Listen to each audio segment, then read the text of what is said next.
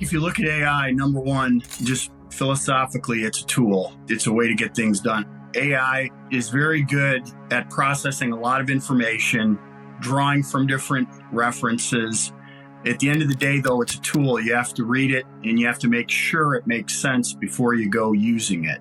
AI, you don't have to know how to write Python, and you can be a manager anywhere in the organization using AI if it's within the strategy of your corporation and it's been aligned and blessed.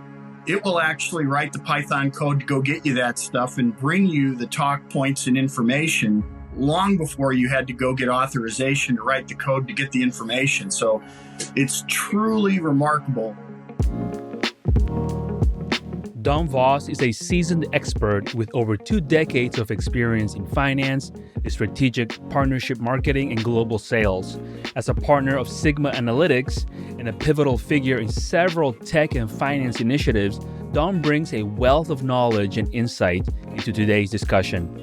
Don is experienced in complex selling through a franchise network with the Coca-Cola Company, Sigma Analytics, and Comprehensive Business Services. Don has served on the board of the Orange County American Red Cross and Institute of Management Accountants. The show, how are you? I'm doing great, Nathan. What about you, man? I'm doing great. It's so awesome to have you on the show. Thank you for coming on. You're the perfect guy to talk to about leadership, about strategy, about artificial intelligence, based on your background and everything you're doing right now across all the businesses you own. So I'm excited to dive into our episode today. Awesome. Hey, some great news to report. Nathan, you were the moderator for our CFO panel at the IMA monthly meeting where we had CFOs sharing insights. So we had some students there. I just want to let you know, I got a call yesterday. One of the students, Nick, who was pretty involved asking CFO questions, got a job yesterday. So that's amazing. Great to hear the news, man. Thank you. That's exciting. Thank you. Thank you for sharing the great news. Nick, if you're watching this, congratulations. Super happy for you. There you go. That's what it's all about. Yeah. And also want to thank you, Don, and the whole board of the IMA OC chapter. You guys put amazing events together. So if you are in the Orange County area or LA area, definitely come down to the monthly IMA chapter meetings because they're amazing and they bring a lot of great speakers, a lot of value, and also networking opportunities as well. So keep up the great work. Thanks for that. All right, so let's go ahead and dive into some awesome questions that I put together for you, Don. Let's start with the first one on leadership. So throughout your career, you've led initiatives across finance, supply chain, and strategic partnerships. So how do you adapt your leadership style to be effective across these diverse areas? Yeah, I think it's really important to get a feel for the culture of the group, the different group. Like, for example, sales was at the tip of the spear, leading the effort, whereas manufacturing felt we're in the background supporting sales. And then in addition to that, it's really important to understand internal customers and the conceptual fit of what you do for the overall organization. One thing I really liked about Coca-Cola is Muhtar Kent, who was one of the leaders when I was there for many years, used to always say, you're either working for sales or you're helping somebody sell something. Because if we're not selling product, if, in other words, if we're not meeting customer needs, there's no reason to be here. So I think it's really important to understand conceptually how you fit into what everyone's doing. A little bit of collaboration goes a long way. Mm-hmm. And then I think humility to know if you don't know something, it's okay to learn or to find somebody that can help you because everybody's learning all the time. It's crazy the amount of change. That is so true. I mean, business is the ultimate sport, right? And it requires all kinds of different skill sets, especially at the leadership level. And you collaborating with different areas in the business. How do you prioritize all the different needs coming to you for direction and guidance? Well, I think most importantly, you want to align to the overall picture. I mentioned conceptually understanding how you support the overall picture and be really, really good at that. Try and focus on a few things because in marketing, they usually say everything to everyone is nothing to nobody. So you really can't do everything. There's a lot going on. It's very, very important to understand what the strategic initiatives are, what the pillars are of what's important. I mean, usually for us, it was always around an annual business plan, getting together with your teammates getting input from people in all the different areas and coming up with a plan, presenting it to management and have them align and say, this is, you're good to go. And then importantly, staying on track, checking in with really good communication with your team members to make sure if things happen, you can solve for them, because all the great plans usually get changed a little bit. I mean, you mentioned sports. Mike Tyson said everybody's got a plan until they get punched in the mouth. And I mean, during COVID, I think everybody took a hit. But it's really important to be resilient, agile, and there isn't anybody around right now that isn't talking about learning and a learning culture and being agile. It started 5-6 years ago, and I think it's in everyone's playbook these days. It's really important. You've touched on a great point there. I mean, the world's changing so quickly from a technology standpoint, business. So it does require professionals to be always learning, continually learning, upskilling, reskilling in many cases. Let's talk a little bit about organizational growth, because you have a very solid, proven track record in driving growth in organizations. So, what key strategies have you found most effective in identifying and capitalizing on new growth opportunities? Strategies to capitalize on growth. I mean, there's many.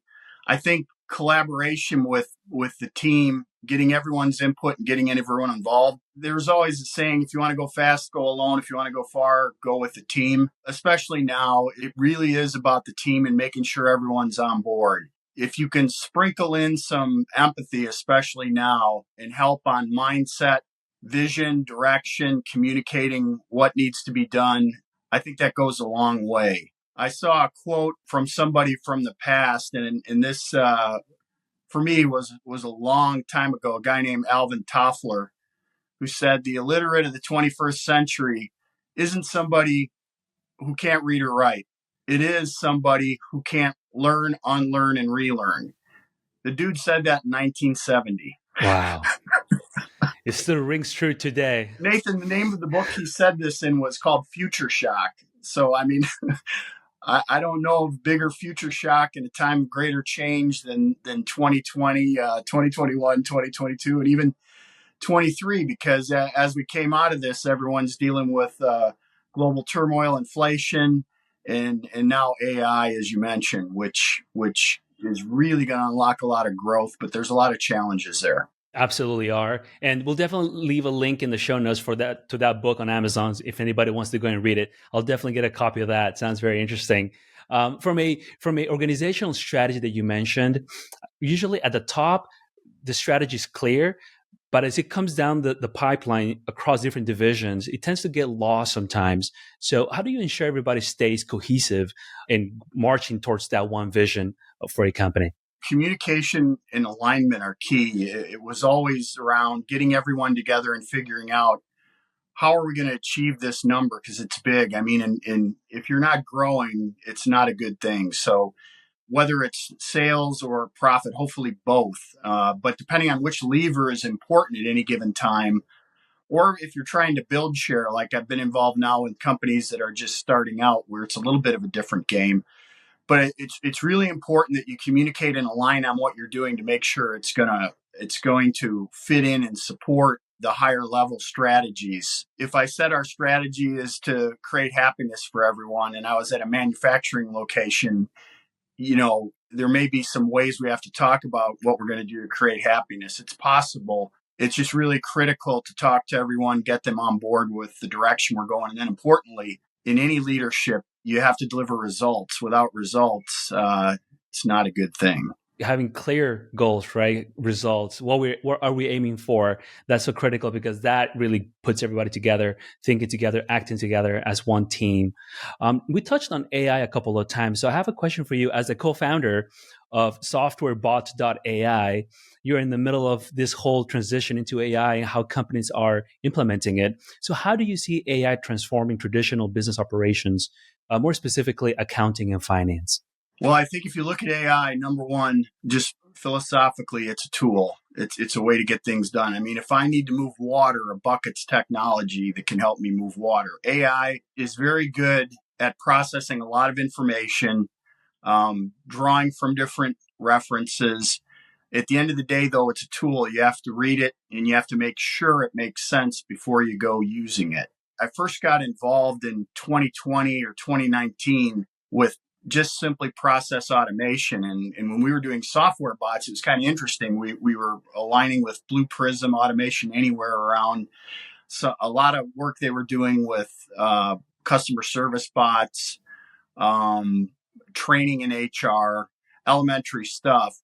And we wanted to really differentiate ourselves. So, we had a few twists to it, one of which was we wanted an AI lens. Well, we were working on a VC pitch. We never got funded and got off, but I worked with some fantastic people and I learned a lot.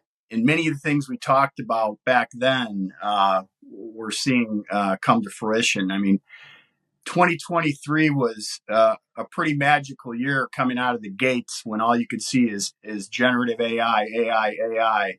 No one really knew what it was. I remember we talked about the IMA, and I consider my role as really to help bring forth speakers that allow people to explore different things, learn things, give them tools to get better. And the common theme is growth, unlock some growth. That first presentation, which I think was in March or April, was just really what is AI and how can you use it? And we made the comment that we probably need to update this topic every 6 months because it's changing monthly. And it really is. I mean, not to go off too much on it, but there's a financial leader. I think his name's Glenn Hopper, and he has a free class on LinkedIn. I may have mentioned it to you, but it's about generative AI. And it's pretty remarkable when you take that. It's not very technical. They're a little bit, it's foundational. The thing I liked about it, though, is he said in the end, he said, look, there's AI programs where you could take an annual report, a 10Q, load it in there, and then type in, I want a revenue forecast by region of the country, by product line for the next 7 years. And in minutes, it happens. It happens. And It's now almost like magic. it is. And there are talking points, too. If you wanted to do a presentation around it, it would draft talking points. Now, you obviously have to brush them up and make sure they make sense. But the point is, if you go back in time 5-10 years ago and you wanted to get data, you'd need to go to the IS department or get somebody to write the code, right? Correct. Well, AI, you don't have to know how to write Python, and you can be a manager anywhere in the organization using AI if it's within the strategy of your corporation and it's been aligned and blessed. It will actually write the Python code to go get you that stuff and bring you the talk points and information long before you had to go get authorization to write the code to get the information. So it's truly remarkable. And I see it as being complex yet simple because everyone's thinking data, data, large data, large data. Well, simply, how about just starting with your sales data?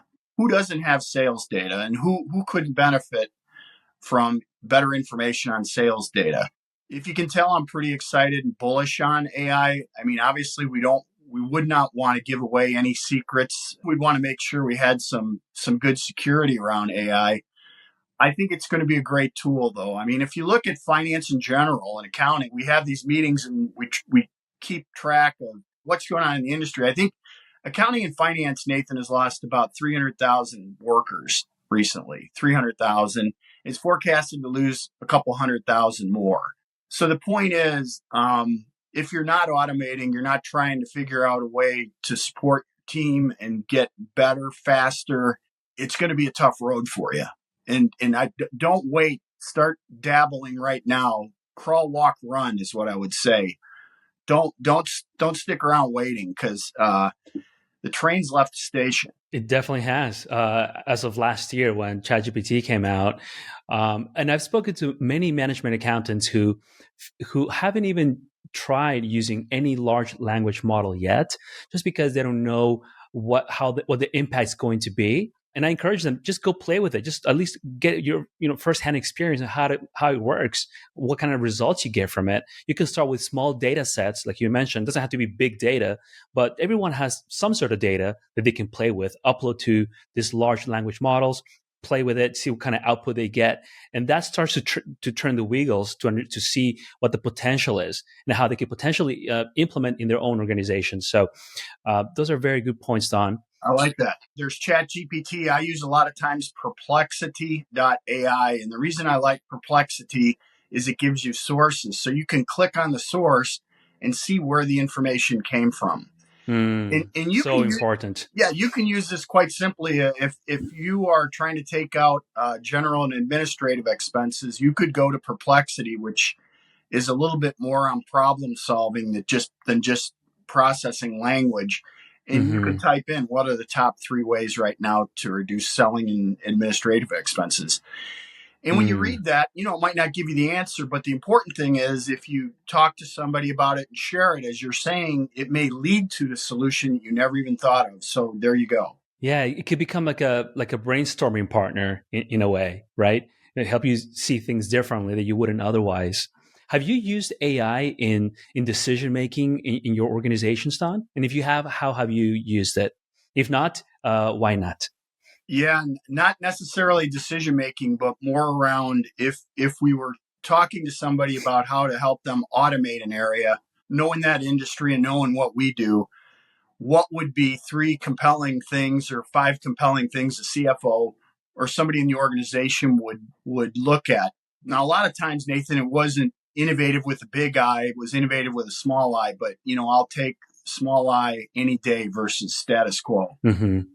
And in your experience in Sigma Analytics, how has AI and analytics impacted your decision making there, and also in executive decision making? We have for many years, my partner Greg had developed internal software that we use. He came out of consulting, and for 25 years, he's updated and modified it.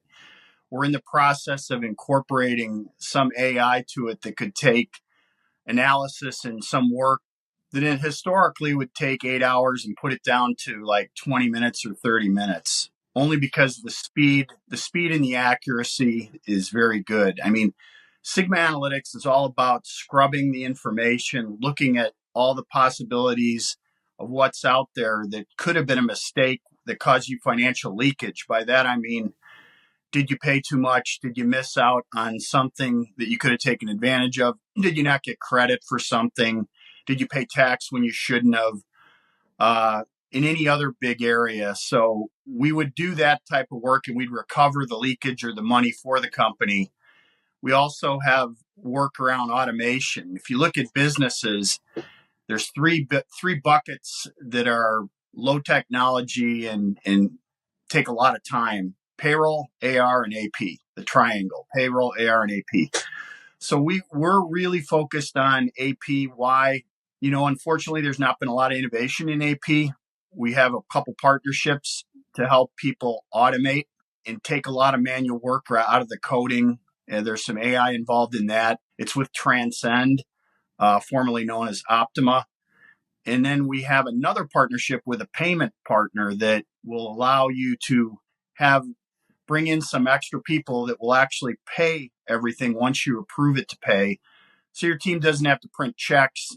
It expedites the process, saves your team time to do more important work, generates revenue for you with a rebate, and most importantly, reduces fraud. So we like that area. If you look at everything we do, it's pretty much pay for performance, meaning if we don't find anything, you don't pay us. And then with the payment platform, once you implement that, it keeps generating revenue for you from that point forward. It's not a one-time thing, it's sustaining. So quite simply, we're just trying to make a difference, help people and companies grow and contribute because we know how hard it is doing business, and we're trying to help out. That's fantastic, Don. And I mean, every business has leakages in expenses and whatnot that does take away some of the profit. What company size would start looking into this type of solution? The size of the companies that we work on are anywhere between 20 million a year in revenue to 10 or 20 billion actually. Mm. Okay, so it's a wide range. The interesting thing when we talk to CFOs, they always say, rightfully so, we have a great team, you're not going to find anything. And then I usually say something along the lines of, well, when COVID and the pandemic hit, you changed communication patterns, you changed people where they work. There's people coming and going. And even if your team is really good, I will say that the bills you receive generated by your supplier's billing department, they went through the same turmoil and change and people coming and going. So it's not just your people, it's their people. It's Exactly. basically is a way for you to have peace of mind Yeah. over a pretty dynamic period of business in the USA, in the world. Absolutely. And human error, I mean, it's always present. Not always, but it's commonly present. Just because it's just the nature of we're not 100% perfect in data entry and whatnot. So a lot of technology does address that. But the solution you guys have, I feel every CFO should look into this to at least see how they can benefit from this technology, from this solution that you offer, and see how they can increase profits in the organization. There was a report by, don't quote me on this, but I think it was Gartner, that stated that profits will start to decrease over the next 6 years across corporate America. So any solution that can help them, bring them up is worth looking into for sure. Speaking of CFOs, let's talk a little bit about soft skills. In your view, what soft skills are crucial for today's leaders in finance and accounting, and how can they be developed? To go back, there's IQ, there's EQ, and lately PQ. Everyone knows IQ. EQ is critical. I mean, in a period of time where people are going through a lot, and you hear everyone talking about mindset, we hear them talking about encouragement, compassion, empathy. Empathy for yourself too, Nathan. I'm not just saying empathy for others, empathy for yourself.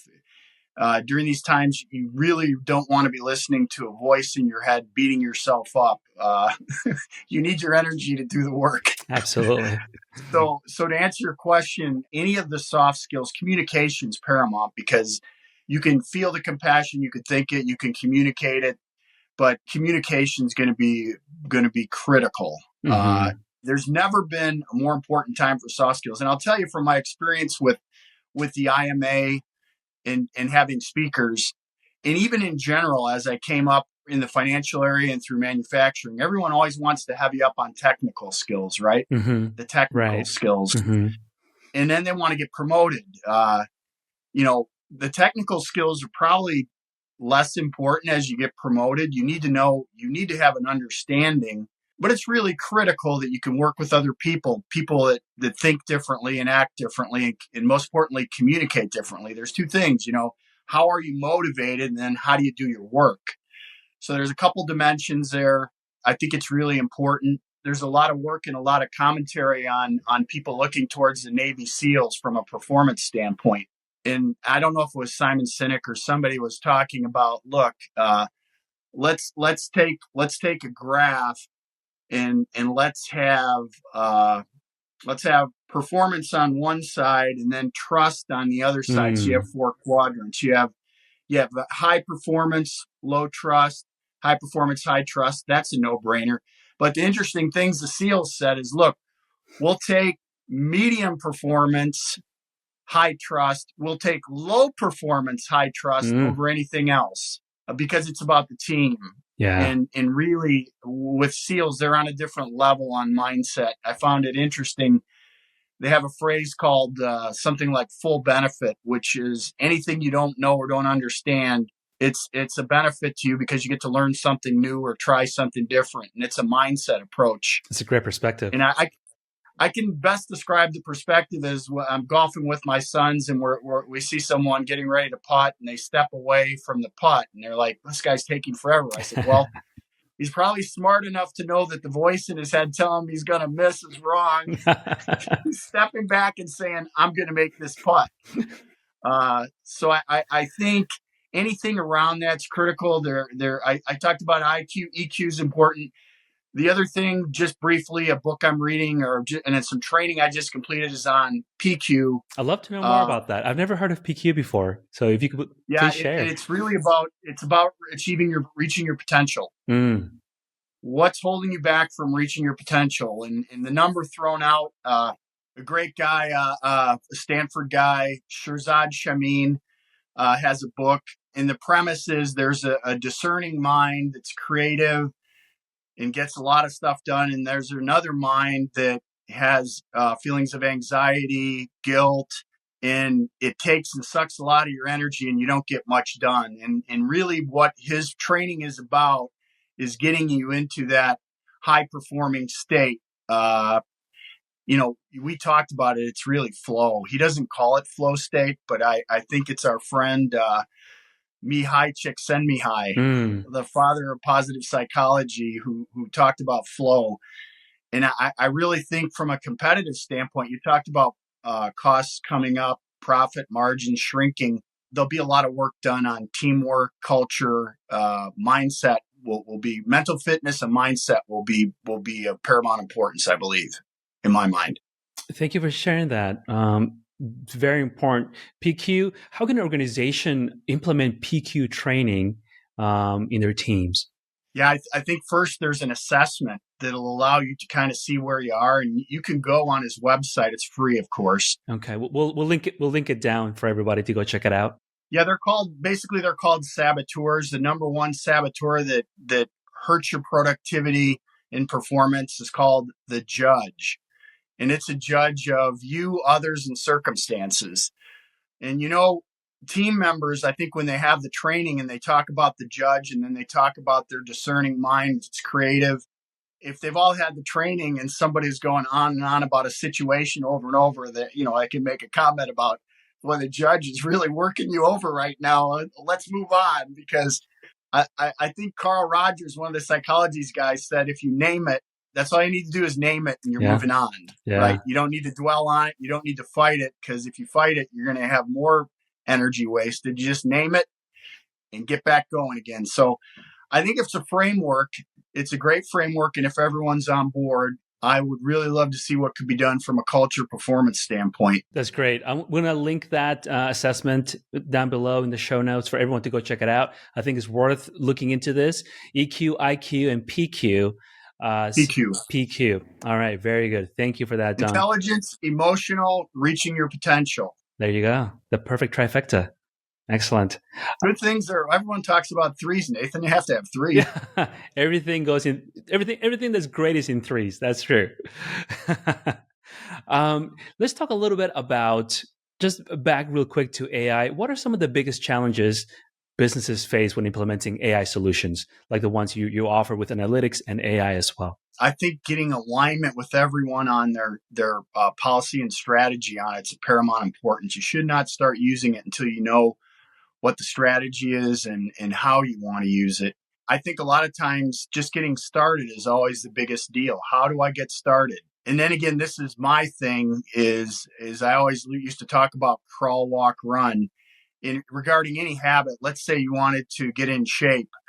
One school of thought would be, I have a half-hour workout of 3 sets with all these groupings. I'm going to change it every day, full stop. And then there'd be another solution which says, you know what? Do 5 push-ups a day and do it every day. And I know life's going to happen, and I know you're going to miss a day. Just don't miss 2, okay? And if you miss 2, have a game plan in your mind and get on track. And lo and behold, I say this because there was a pancreatic cancer PanCan challenge, a push-up challenge, and in a month, maybe in September or October, a few years back, and I did it. And I started out doing a certain amount of push-ups.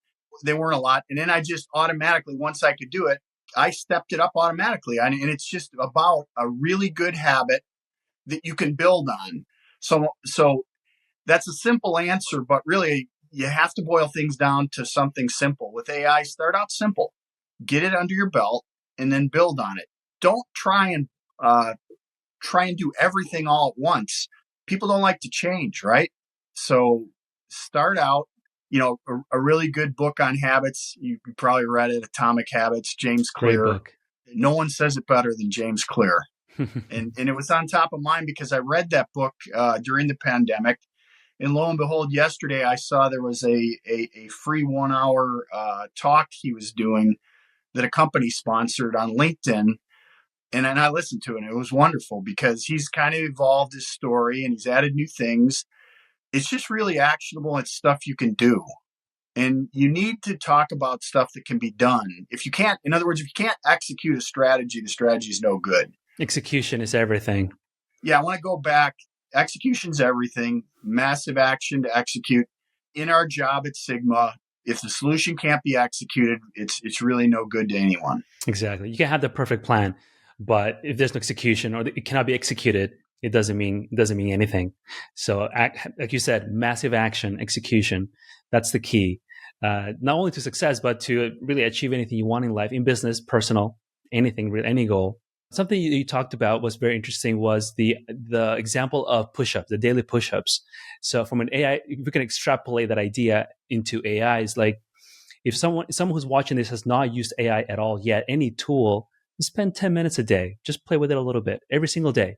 And over time, just like Don, you'll start to build up that muscle and want to learn more and do more and get more involved with any AI tool out there. So that would be one thing that I would a good takeaway from this little piece of conversation that we had. One thing, if I could add, Nathan, James' clear perspective is, let's say you're not really loving writing emails, okay? As long as it does not have any confidential information or tipping anything off, just type your email into one of the generative AIs and say, rewrite this, make it short. You know, Mark Twain's thing, I was going to write you a short note, but I didn't have time. The thing about emails is you don't have time to write them and people don't have time to read them. So get to the point. Try that. Try, don't do anything that's got confidential information, but do a few of those emails. But before you press send, personalize it, cut, make it a little bit of your own and let it fly and just see. I really think you're going to see, you might unlock a half hour to an hour a day that you didn't know you had. So start small. I love the simplicity of that action item. And it's great. It is true. It will save people time. There's a statistic of how much time someone spends a day in email. And it is, I don't have the exact number, but it's a lot. So if this tool can cut that at least in half, that's a lot of time saved. And it's a very simple use case to start using AI. So great tip, Don. The last question I have for you today is just looking into the future. How should accounting and finance professionals do to stay competitive, just not from a soft skill perspective, from a technical, or anything from your point of view? What do you see out there happening?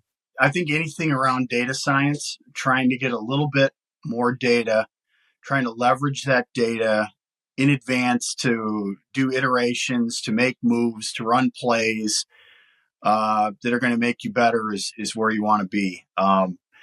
Everyone wants to hit a grand slam, but base hits up the middle aren't too shabby. Even a bunt that's a single is good. So I think in the future, be open when you hear something new. Start trying it. It's like dancing. I mean, I'm a terrible dancer. My wife's a great dancer. She's like, we want to dance. I'm watching it. I'm never going to know the dance by watching it. You have to do it. Start doing it. Get your reps in a little bit at a time. Do a little bit more, and all of a sudden it'll become easy. You may even you may even become the expert in your company. When we first started last year talking about AI, everyone said AI is going to take my job. AI is going to take my job, and I was at an AWS AI talk at Pelican Hill. The woman that's the CEO from Fox was there, and she said, AI is not going to take your job. Somebody that knows how to use AI will, because it's a tool. And anything you can have, any tool you can have in your arsenal, in your toolbox, in your desk that's going to help you be faster, better, stronger, more creative, I think it's a good thing.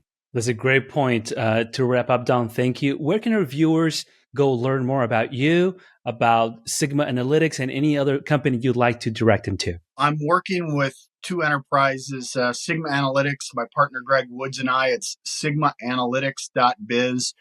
If you go to me on LinkedIn, I always tell everybody, go on LinkedIn, click on the company icon. It'll take you there. And if you want to get the website, there's a link to that. The other thing that I got involved in right during the pandemic is a biosensor testing company out of San Francisco called Logic Inc. Doing some great stuff to democratize testing, to allow people to get feedback on conditions of their health very fast. I really, really am bullish on where they're going, and I do spend quite a bit of time with founder Carlos Alguin. Logic.inc out of San Francisco. You're going to hear some great things from them, I think. Excellent. We'll leave all the links in the show notes for everyone to go check it out. Connect with Don on LinkedIn. Click on the links in his profile to learn more about the organizations that he's involved with, and also click the links below to go directly to their website. So Don, thank you so much for today, for being here with us, sharing your knowledge about leadership, strategy, AI technology. Thank you. Best of luck. Thank you, Nathan. Have a great one. You too.